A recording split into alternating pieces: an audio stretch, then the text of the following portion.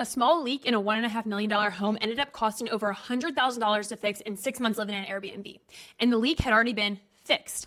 It was a Houston new build and a small shower leak behind the master bathroom. Nothing dramatic. The builder came out, repaired the plumbing, and closed the wall. Everyone assumed that the problem was handled because that's what we're told. Leak fixed, problem solved. But here's one thing that no one knew. We didn't know how long that leak had been running before it showed up. And water doesn't stay where it starts. It follows gravity. And in this case, it traveled from the master bathroom all the way through the wall system and eventually impacted areas closer to the kitchen. Moisture inside the walls can begin growing mold in 24 to 48 hours. And fixing the pipe doesn't dry the structure. Drying requires testing, documentation, verification before the wall gets closed back up. And none of that happened.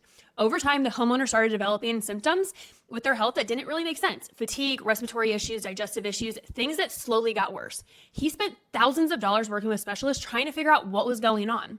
The house was not the first thing that anyone suspected until he ran in-depth blood work and it showed mold toxicity in his blood. That's where the conversation shifted. And that's when we started looking at every area of the house. The master bathroom had to be reopened up. The adjacent bedroom, sections of the wall leading towards the kitchen. That's when we started to find that fixed leak actually turned into widespread contamination inside the walls. Full remediation, full rebuild, 6 months of living in an Airbnb.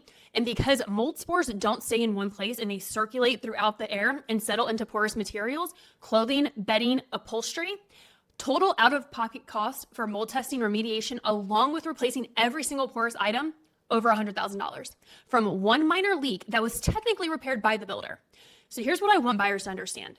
A repair is not proof of dryness, and a beautiful home is not proof of safety. And when you're buying a house, you need someone who knows what to check and what questions to ask. Someone who understands how moisture moves, how to verify materials were dried properly, what documentation should exist after a repair. Not someone who's only focused on countertops and bedroom size. Because unless you have $100,000 sitting around to just light on fire when something goes wrong, the details actually matter. I don't just evaluate homes for resale value, I evaluate them for health and long-term performance. That's the difference.